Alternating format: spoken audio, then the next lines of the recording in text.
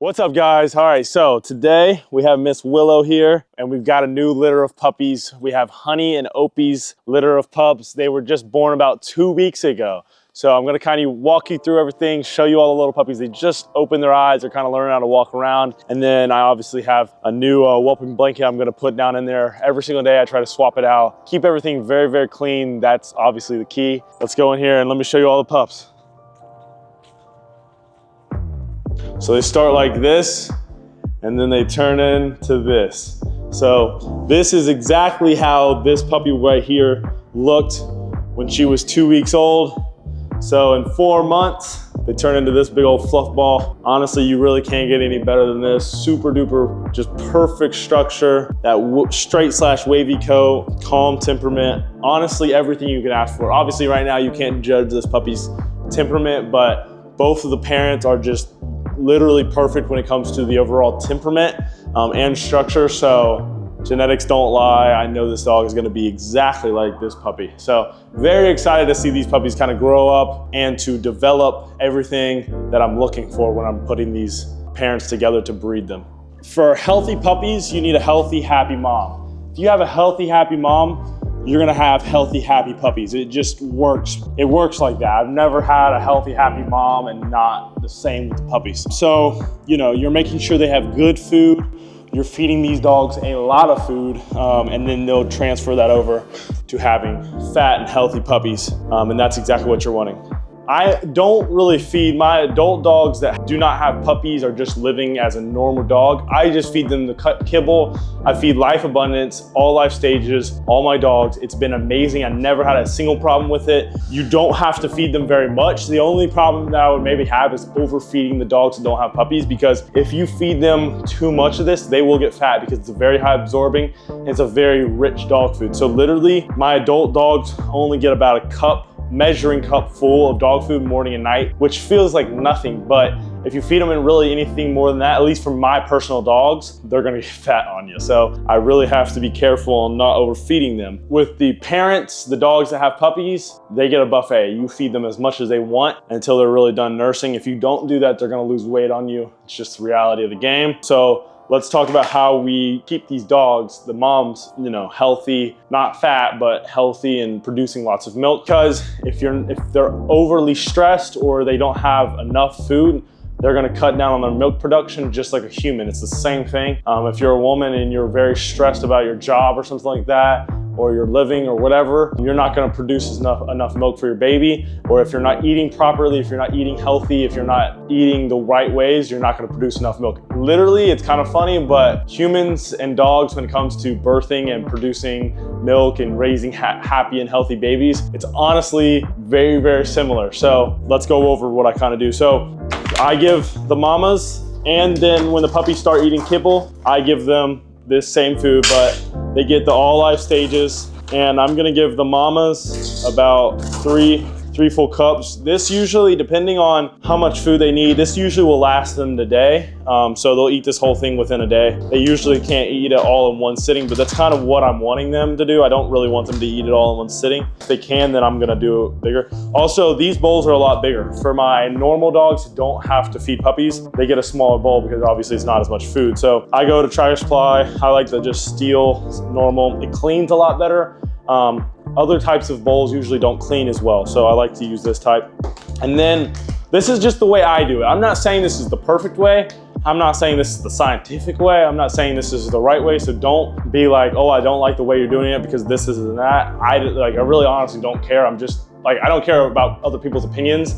This is what works the best for me and has showed results for dogs. So if you have a comment and if you do add something else to your dog food with your puppies, let me know. I'm obviously not against it, but this is what I do, and I just want to put that out there. No, I'm not a vet, but I do study nutrition for humans and for dogs a lot, so this is kind of the things that I'm looking at. But first, I'm gonna add them just a little bit of a milk supplement just to make sure that everything that they might be missing is in there. Sometimes I'll add 1, sometimes I'll add 2 scoops. So then I have this Gestimate. I just started using this and it seemed to work very good. I even will feed them before they're actually having the puppies. I'll mix this in with their food. So I just add 1 of those scoops. And then this It's just a high calorie little supplement, and it also has a lot of like good oils and saturated fats and stuff like that. It's got like vitamin D3, vitamin B12 supplement, vitamin E supplement, vitamin A. It's got calcium in it. A lot of very good stuff that your dog's gonna be losing when it's producing a lot of milk and stuff like that. So I like to add this into the food. And really, it's just a calories in, calories out type of thing. When your dog is having puppies, it's very draining on them. And if they're not eating enough calories, they will lose a lot of weight really fast. So honestly, I do like all the vitamins and extra things that this has to offer, but it's really about the high calorie, and that's why I like to use this, just because the dogs need so much calories. And then this, the only reason I'm adding this to the dog food is because it tastes really good and it's extra calories. So kind of think about like you're eating a bowl of like chicken and rice and it's, you know, really good, but then, or it's like all right, okay, and then you add like a sauce onto it just to make it taste a little bit better. It's not gonna ruin the meal. The meal is still very healthy for you, but you just add a little bit sauce to make it taste a little bit better. So that's really why I love this. No, I would not feed this to my dogs like 24/7 and a lot, but I will feed this to them so they'll want to eat more food, just because I need my mom is eating as much food as possible. And right after they have puppies or right before they have puppies, it's very common for a dog to lose their appetite and not want to eat a lot. So anything that I can do to make them want to eat a little bit more, even adding bone broth or adding some cooked eggs or some chicken or something like that into their food. You kind of have to play around with it and figure out what your dog likes the most, but this is what I found works really good for all of my dogs. They love this stuff. And if you've ever fed this to your dog, they will die for it. And then I just like to put a glove on just because it's easier than having to go wash your hands after you mix this up. And you could use like some type of spoon or something like that, but it's just a waste of time in my opinion. The other reason that I like to use the wet dog food and this is the liquid type of thing. So it'll help bind all of this and this to the food when they're eating it. And then you don't have to add like water and stuff like that. Otherwise, you have to add water. Now, for my puppies, when I'm first introducing them to food and stuff like that, I will also add this to the food, and then I add probiotics in the water. Don't spend a lot of your money on all the very well marketed probiotics. Just go to Tractor Supply and get the ProBios. That's what I use in the water for the puppies, and it works great. That's how you keep those dogs happy, healthy, and really producing and creating very healthy puppies. I've never had to supplement any of the puppies because of the moms not producing enough milk. I've seen other breeders have those problems. Knock on wood, I've never had any of those problems. So, you know, I'm not gonna claim that I know it all because I definitely do not know it all, but this is what I've been doing, and I've really found that it works and has helped me a lot with creating happy, healthy puppies. I think one of the biggest things also when raising a puppy, and this is Willow, she's about 4 months old right now, and honestly, everything you could ask for in a puppy. She obviously has puppy tendencies, but she's so well-mannered and everything you really want. Really not like too hard to handle. You don't have to spend all day doing training just because the dog won't act right. But the biggest thing is working with these dogs off leash. So I think a lot of people, they're always having the dog on the leash. They're kind of scared that the dog might run away. And obviously, yes, if the dog is gonna run away, then don't do that. But try to go to maybe a fenced-in area or something like that, where you don't have to worry about that. And then really work on talking to your dog. The dog learns to learn your voice, the tone of your voice, and what you're really asking from them. Because if your only control over a dog is really just the leash and you having to physically pull that leash to get the dog to come to you, you're really gonna have a lot more of a problem on a deeper level than just walking properly on the leash. So I really, with young puppies, I try to build that connection with them very young, because at this age, they're obviously, come here, Willow. At this age, they're obviously not gonna run off. They're not super duper dependent. You know, at around 4, 5, 6 months, they start to get a little bit more dependent on themselves and kind of wanting to, you know, journey off. But when they're really young, they are more reliant on you. So when they're in that stage of being very reliant on you, you really want to capitalize on that. You really want to capitalize on building that strong relationship and them understanding what you're wanting from them. And when you call their name and stuff like that, they are understanding what that actually means, versus there's a lot of older dogs that never had to really listen to their name, and so they never really figure out what that actually means. But also talking to your dog a lot. You know, it kind of sounds funny that, oh, you should talk to your dog, like the dog doesn't understand you. Yes, they might not understand the actual individual words that you're saying, but they start to learn the tone of your voice, and they start to build that relationship with you and kind of learn how you work, and they kind of adapt to that. So it's very important to be communicating with your dog. When they're doing something wrong, you should tell them that they're doing something wrong and they can kind of understand that. When they're doing something right, you should really be telling them that they're doing a good job and doing what you're wanting from them, so that they kind of pick up on those tendencies as when they get older, a lot more independent, a lot bigger, a lot faster, a lot stronger. Those same principles can, you know, come into play when it really matters. All right, so setting your dog up for success when it comes to walking, let's talk about it. So 3 things you need.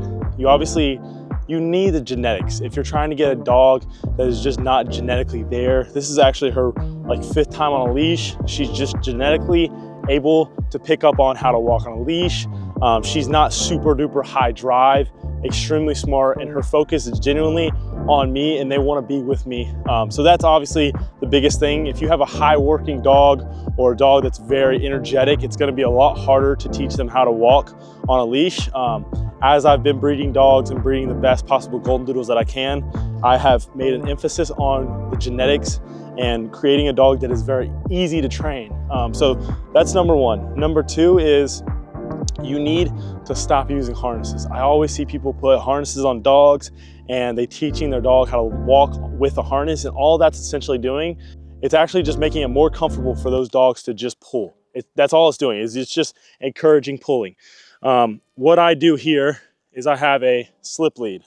So whenever she pulls, it tightens up, and then whenever she walks with me, it loosens up. They figure out how that works a lot quicker. Whenever you're using the slip lead, that's by far my favorite leash to use. I've used a lot of different types of, you know, tools and everything like that to teach a dog how to walk on a leash, and that's been my favorite so far. The third thing is building a good relationship with your dog. Obviously, if the dog doesn't understand what you're wanting from them, if the dog doesn't understand, you know, the yeses and the nos, then it's going to be a lot harder to do.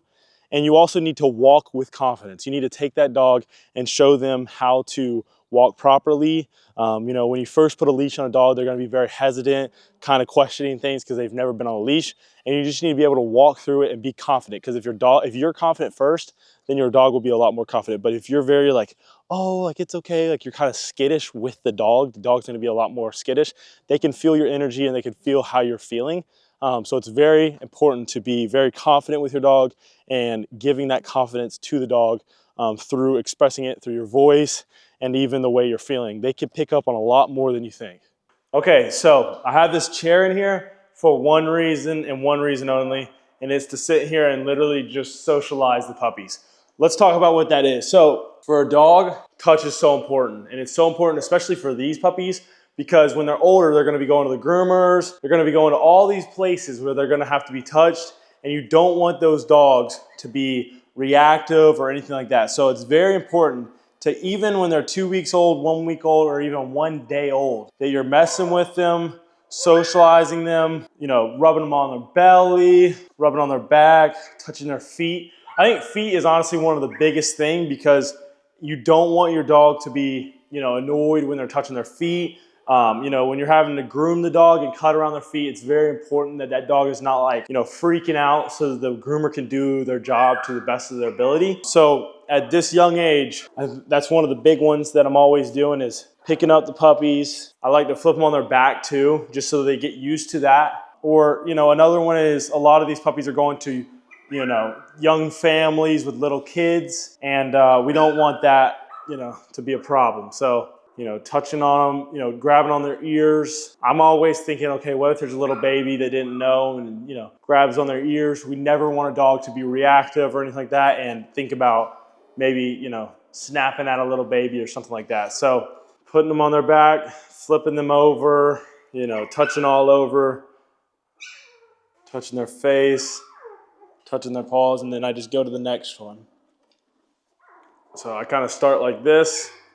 I'll touch all 4 paws, get them very used to it, and then flip them over.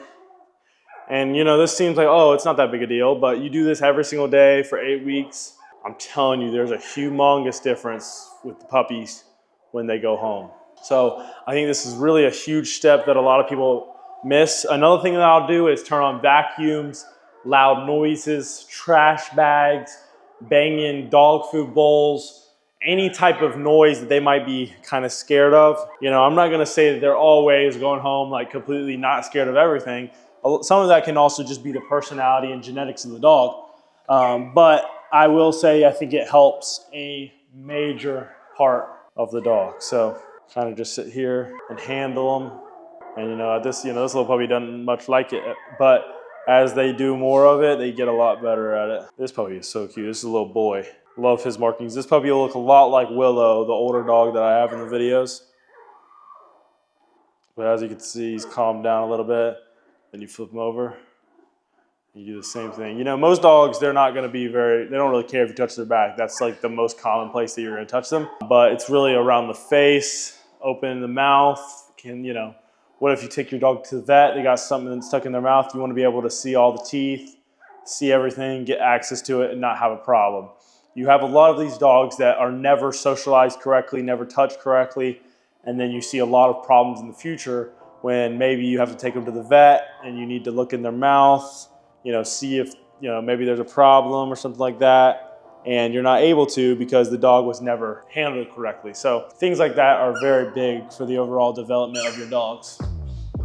All right, so another thing I want to show y'all, I've been working really hard on a luxury dog bed. I feel like there's so many dog beds that either are terrible quality or they just don't look aesthetic. So I wanted to create something that, like, okay, let's just say you just spent a bunch of money on like a freaking Pottery Barn couch, or you got really nice furniture. You don't want to have a crappy, poor quality dog bed that goes inside. It just doesn't look right. This is a balsa material, extremely high quality. I'm actually working with manufacturing to get an even higher quality, the highest quality that you can get material on it. So this is a cover. You can fully unzip this, throw it in the wash, clean it, very easy to take care of. And then also, kind of like when you have sheets on your bed, this is an even easier way to maybe switch the color, switch the material, all types of way. But it's basically, we got the logo right here. Now the logo is pink right now, but it's not gonna be pink. It's gonna be more like a honey color. The manufacturing, this is just a sample. The manufacturing got it wrong, but they're sending me actually like 4 or so more samples to make sure everything's right. We're working on packaging. I'm a very picky person, okay? And when I'm gonna do something, I'm either gonna do it the best or I'm not gonna do it at all. It's a waste of time in my opinion. And I've really wanted to come up with a product that is good enough and something that I'll actually use personally, not just something I'm trying to sell to make money. That's not really my main priority. I wanna like sell somebody something that's quality. And I breed, in my opinion, the best Goldendoodles. Y'all can say what you want, but I feel like I have claimed that title. They're some of the best in the world. And if I'm gonna do something else, it has to be the best. So I haven't found another bed that looks better than this, more aesthetic than this. It's an orthopedic, high quality dog bed. So it's literally the same material. I just bought a new bed, me and my wife. It's literally the exact same material as that. Very, very high quality material. It's actually gonna last. It's not gonna break down. A lot of dog beds, all the other dog beds that I have, the material has like broken down, became super flimsy, and it just doesn't really work, and the dogs just chew it up. Now with this, obviously it's not chew proof, but it's more like an actual, it's more solid and not so much like a fluffy like pillow toy type of thing. So I just haven't seen that my dogs really wanna like chew on it or put something in their mouth. So this works a lot better. This is kind of how it works with the cover. I love that because then you can buy multiple colors, different materials. This is like a fleece type of material. I love this material. It's super soft, very high quality, kind of like if you got a fleece jacket or something like that. So, you know, this is literally everything I want. Now on the first drop, we're gonna do this checkerboard coffee-ish color, and then we're gonna have another cover that's gonna be fully just a coffee color. So it'll be like more solid. What I'm kind of realizing is the younger generation loves, like I love this checkerboard. This is like my favorite color. And I feel like it's kind of more in the trend right now. But the older generation of people, they're kind of like, what the heck is that? So if you're an older person, you don't really like that color, You can always go with the white. I honestly also love the white. Balsa material is a different type of material, and it's very easy to clean, so you don't really have to worry about that too. But if you want to get one, you can do this. And then also, like, my plan is to have, you know, for the different seasons, let's say you have like Christmas coming up, I want to have it has to be aesthetic, so I want it to be aesthetically like pleasing, like a Christmas theme, different types of themes, different type of colors, so that you can kind of get variety, but you don't have to buy a whole brand new bed to get a different color or material. So I want to have a bunch of different, you know, colors, materials. So if you decide to get a different color theme on your, you know, in your room or something like that, you can always switch it and it matches everything else the way you want it. But yeah, this is what we've been working on. Willow absolutely loves it. This is the small. The medium will be about like this much bigger, and then the medium will be about this much bigger, and the large will be like, it'll be very large. The medium is gonna be perfect for the normal Goldendoodle, around, you know, probably what, 40 to all the way up to like 65, 70 pounds. And then if you wanted to like have a bed for 2 dogs, or you just wanted your dog to have more space, or you have a really big dog, then I would get the large. This is, like I said, the small, perfect size for like Willow. She's 15 pounds. So if you had like a French Bulldog or a Beagle, or, you know, a smaller dog, or a dog that just like a smaller thing, this is what you do. I even have my 70-pound Goldendoodle Oakley. She'll curl up on this thing and she loves this bed. It's not perfect for her when I haven't gotten the sample size yet for the medium, but once I get that sample size, obviously that'll be kind of more the actual bed that she sleeps on. But this has just been everything I wanted. This is kind of a dream of mine to create something like this. Like I do with the Goldendoodles, I'm not doing every type of doodle. I'm not doing Bernie doodles, you know, but I'm not doing all types of doodles. I'm not doing all types of sizes. I kind of just do the same size, the same type of Goldendoodle, and I've tried to refine that, and that's gonna be the same with the products. I'm not gonna do a gazillion products. You know, maybe later on after I've been doing it and kind of can perfect every single product, I'll add more products. But for right now, I want to perfect this bed as good as possible, make it perfect, and then we'll move from there. But I'm not gonna come out with a whole freaking line and I have like 15 different products, and all the products are kind of just like middle of the pack, like they're just all right? I'd rather have, like, if you want a dog bed, this is the best dog bed you could possibly get. It's not cheap, but if you want quality and something that's gonna last, I'd rather, you know, create that than just, oh, here's a new tree. It's a generic, like, you know, I just ordered it, didn't do anything to it. It's just like any other normal, you know, product. I don't want to do that. If I'm gonna do something, it has to be the highest freaking quality. Let me stop rambling, but for people wondering when will it be launching, hopefully, I'm working with manufacturing. I need a few more samples because I'm working on materials, getting a little bit more higher quality. And if everything goes right, I'm hoping that I'll get everything by about June.